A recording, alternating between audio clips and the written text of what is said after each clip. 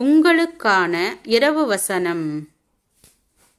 தேவன் அவனவனுடைய கிரியைகளுக்கு தக்கதாய் அவனவனுக்கு பலனளிப்பார்.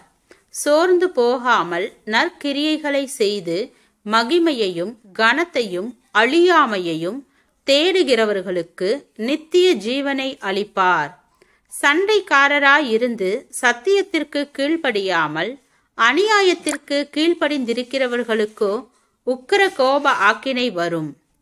முன்பு யூதரிலும் பின்பு கிரேக்கரிலும் பொல்லாங்கு செய்கிற எந்த மனுஷ ஆத்மாவுக்கும் உபத்திரவமும் வியாகுலமும் உண்டாகும்.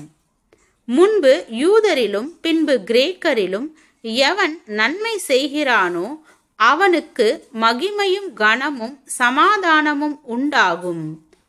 ரோமர் 2 அதிகாரம் வசனம் 6 முதல் 10 வரை.